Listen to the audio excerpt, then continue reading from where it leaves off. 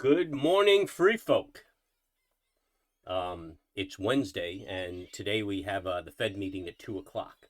So I'm not really going to be doing much trading. I figured I'd knock out the morning meeting. I'm going to focus more on getting my boat prepped because I'm about to head offshore, and I just want to get it together. I'm going to go get rid of my truck up at the mountains, and then that's it.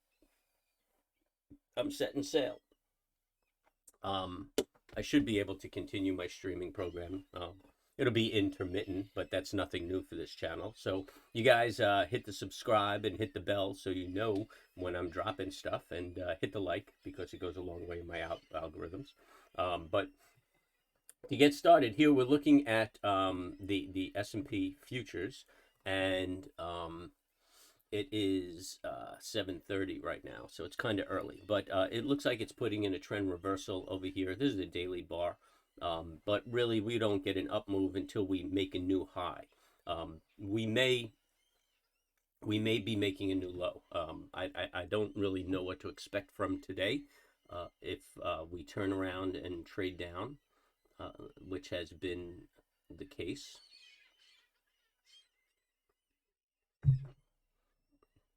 Excuse me, coffee sip. Or if we continue this up move, or today maybe just flat. I'm really just anticipating a flat day today.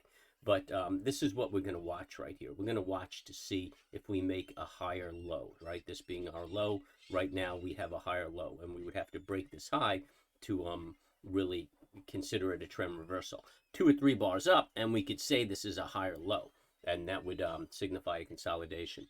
So that's what I'm watching. That's what I'm looking for. I really expected another sell-off this week, something aggressive. It may still happen. The week's not over. But anyway, that's what we'll keep our eye on. And that's what the futures looks like. If we look at the S&P 500, the SPX, it's relatively the same. We don't have today's bar. Today, I mean, right now we're looking at like opening up 19.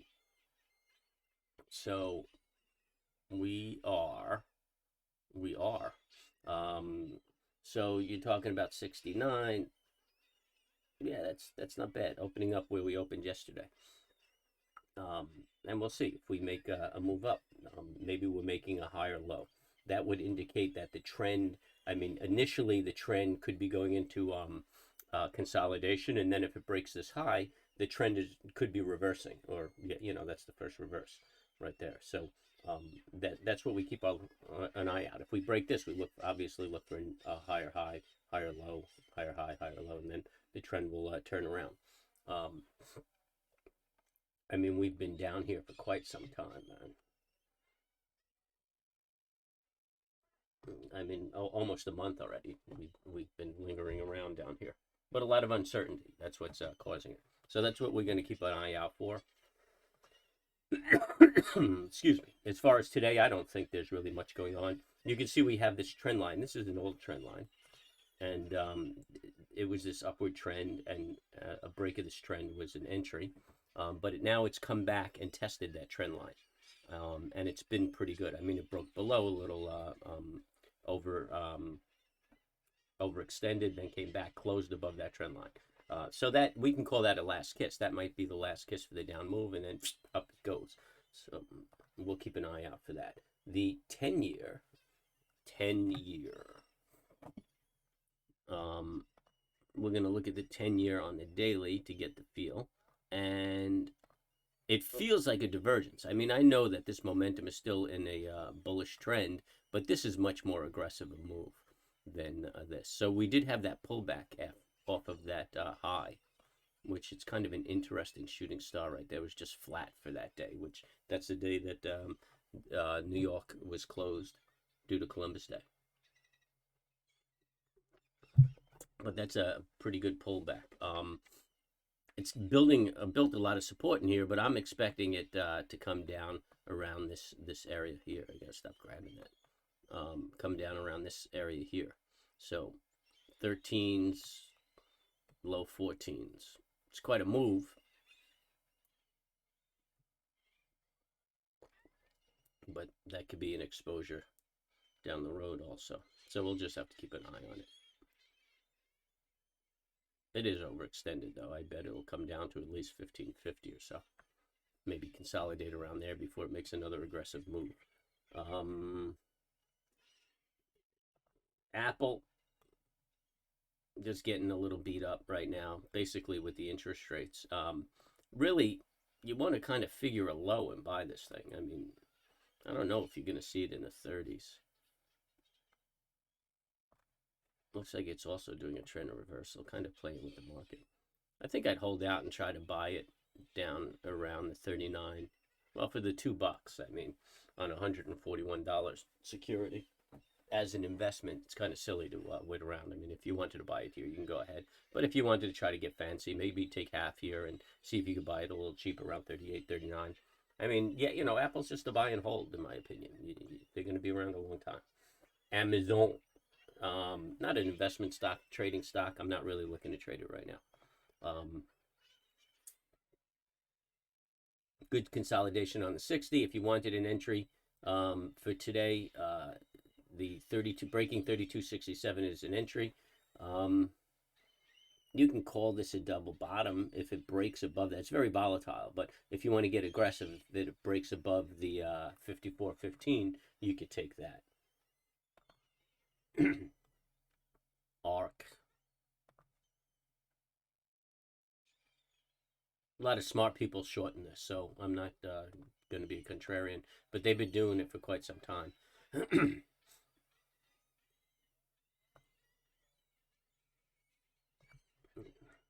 Say you got another 10 points in it on the short before you have to reconsider it. Bank of America. I like Bank of America. And that's a good long-term investment too. That baby's just on the move. I mean, really, you could just buy it and let it go.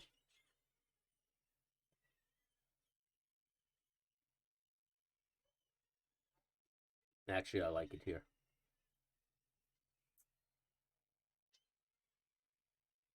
You might be able to get it closer to 42, but it's not a bad buy here. Disney, buy it. I think Disney's cheap, and it'll get going once it breaks the 79 mark. But yeah, you know, nothing wrong with buying it here, and it will turn around. It will break. I mean, these guys are positioned really nicely.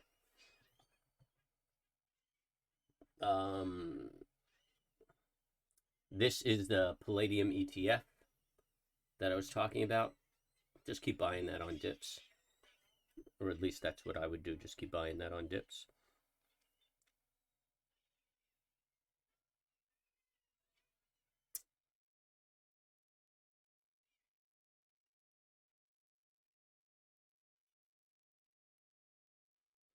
You might be able to get it at about 91.78 or so, but I mean, I don't think you'll get hurt here either.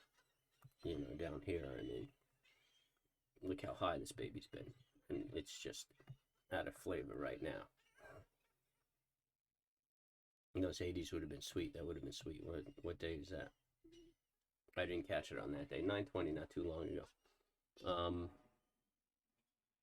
But you could see the trend changed right here. But it should come down.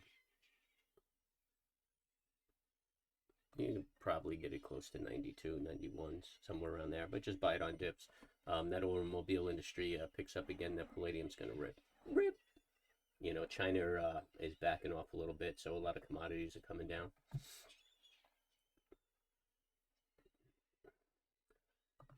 Virgin Galactic. I can't believe I sold a ton of this stuff at 60 and it's at 23 again. I mean, I'm chipping away at it on dips. I knew that 60 would be oversold, but I didn't think it was going to come down so aggressively. I didn't think it would get below the 30s. But here it is, offering another opportunity.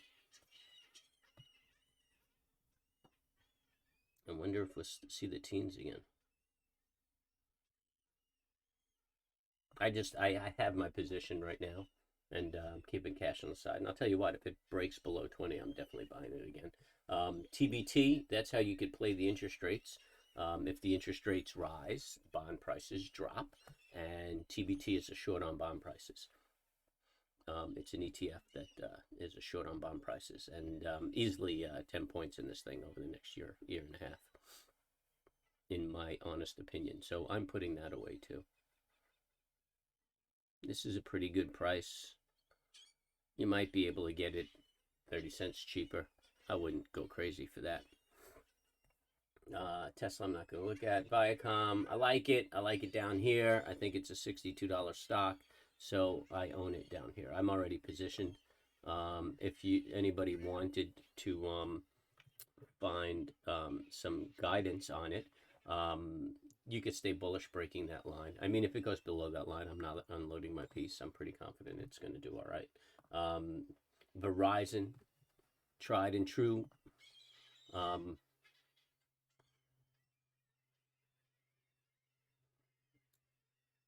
It pays a nice dividend. I think it's upwards of 4%.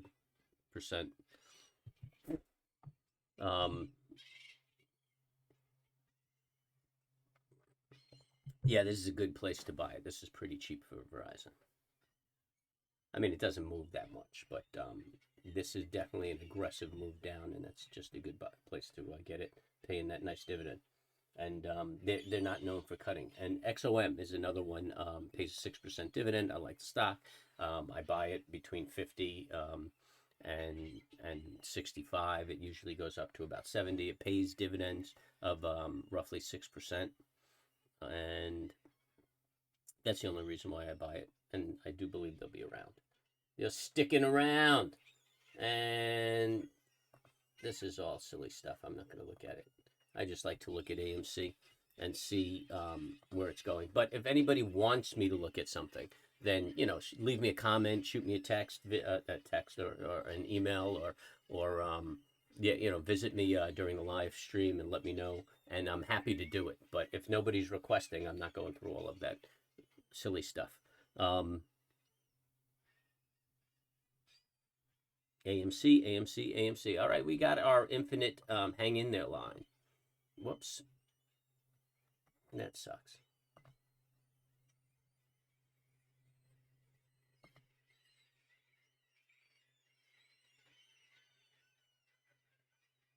Oh, there we go. AMC daily. Bink. So this is our hang in there line. Stay bullish until it breaks that line. Looks like it's working its way down there, but we'll see. We're just kind of floating around. Looks like people are losing interest. That momentum is just stabilizing. It's really consolidating. It's not even turning more negative. It's just consolidating. Consolidation's good. It just gains support right there. I mean, it doesn't necessarily mean it's going to take off, but it doesn't mean that it's going to tank either. It's just builds a nice floor, and this might be as low as it goes. I mean, the short squeezes. I think that's a done deal. But anyway, that's it. That's my wrap for the morning. And come and check me out on my stream. And we should kick it off at 9 o'clock. I will be running around. I have internet trouble. So, this is off-grid trading. There's no lie about it. Right now, I'm talking to you from the back of a sailboat. I'm getting ready to untie the lines and head out to sea, take a few crazy kids with me. And then, if I'm not on the boat, I'm up in the mountains, and reception is just a bitch. So this is the heartache. Obviously, my priority and my focus, and I have software that prioritizes my trading platforms. So whatever bandwidth I have goes to the trading platform, and whatever is left over goes to streaming, because streaming is fun, but trading is food. So on that note, everybody, just remember, you got to stay calm, stay cool, and you should, when you're trading, you should be at peace. And good luck trading.